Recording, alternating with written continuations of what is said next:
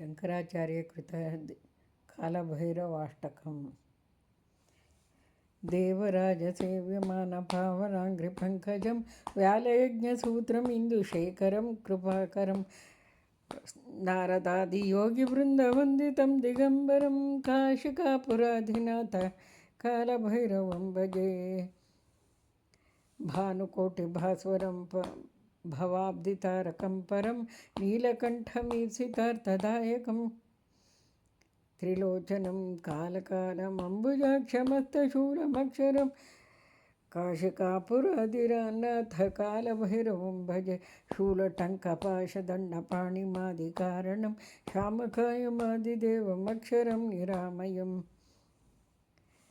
भीमविक्रमं प्रभुं विचित्रताण्डवप्रियं काशिकापुराधिनाथ कालभैरवं भजे।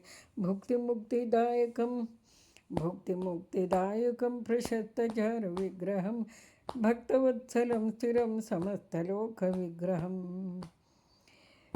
निक्वणन्मनोज्ञहेमकिङ्किणीलसत्कटिं काशिकापुराधिनाथ कालभैरवं भजे।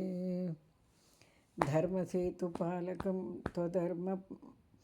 त्वधर्ममार्गनाशकं कर्मपाशमोचकं सुशर्मदायकं विभुं स्वर्णवर्णकेशपाशशोभिताङ्गनिर्मलं काशिकापुराधिनाथ कालभैरवं भजे।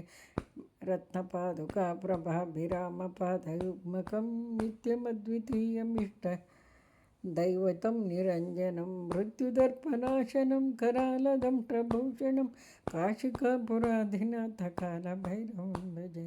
काशिकापुराधिनाथ कालभैरवं भजे।